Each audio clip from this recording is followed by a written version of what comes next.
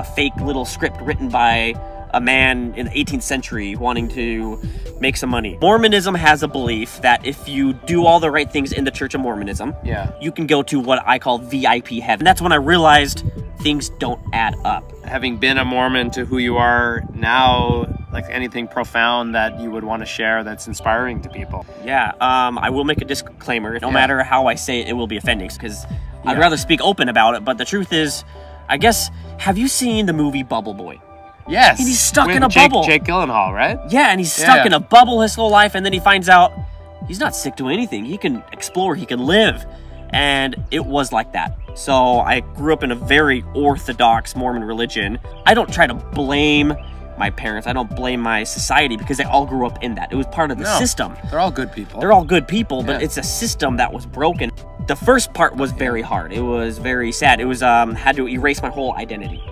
Everything that I thought was reality was a fake little script written by a man in the 18th century wanting to make some money. So everything that I thought and I believed, and I spent 2 years of my life dedicated to this. So I've had to completely just erase who I am and then rebuild it. It was about in March or so of that year when I started to realize, is this really what they claim to be, the one and only God's true church? And it kind of helped me realize, okay, I should look at it from a different perspective rather than I was always told you have to look at it this way. And that's when I realized things don't add up. But I didn't allow myself to accept it. Because once again, I had spent my whole life, it's in my family, I know if I leave, there's gonna be lots of drama. And then of course, just I have to accept to myself that just everything I believed is fake. You know, you have to accept that you were wrong, and that's very hard to do with something so big. Just so everyone can understand, Mormonism has a belief that if you do all the right things in the Church of Mormonism, you can go to what I call VIP heaven, like the top tier of heaven. And there, families can be together forever. That is the motto. But if you apostate or you leave the church, you no longer get to be with your family forever. So by me leaving, it's just like I died for my family, because they mentally believe they will go to VIP heaven and I will no longer be there. They lost their son for an eternity because of my decision on earth. They fully 100% believe their child is gone. You can come to my heaven if you want. And then I had the time when I accepted that I was wrong. And that's kind of when I went into a depression, and then I jumped on an angry stage. Anger is an appropriate response for human beings. It's also part of healing. Yeah, and I feel like I was very vindicated in how I felt, what I acted. But then after I realized that, I decided my next stage of building myself. I'm now very open about the fact that I'm no longer Mormon, but I accept those that want to. I would say, however, just think and look outside the box rather than always inside on what you've been told every single day. Because every story has more than two sides. And I like you use the term people need to be tolerant of one another. You don't have to agree with how people are, and I think this is a problem in today's societies. In society, we need to accept that people have different paths and we do not all see life the same way. I'll address this because we were in the car talking about it. Talking about the human needs. What do we need most? And there's a thing called Maslow's hierarchy of human needs. The number one thing humans need the most is self-identity actualization. But I think if you realize that some people maybe need that religion to help them achieve that. But it also comes with a price. I think for a lot of people, not having the religion might make them crazy.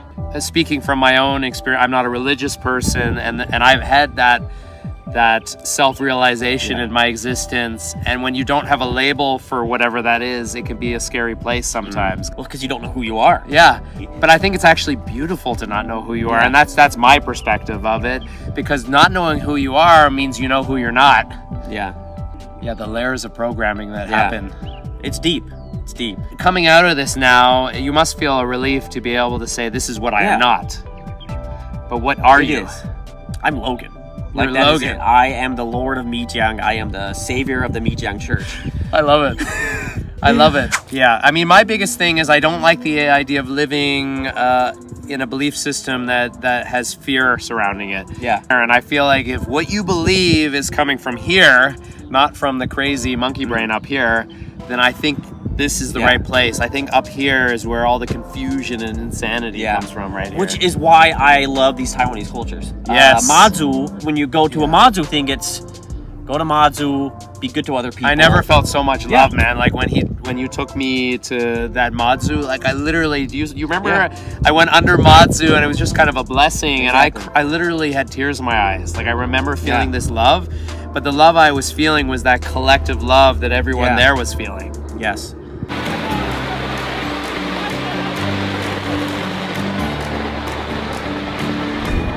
Hey!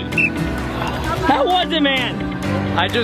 Can I tell you what I wish for? What? Peace and love for the whole world. That's beautiful, Cole. I actually feel emotional right now.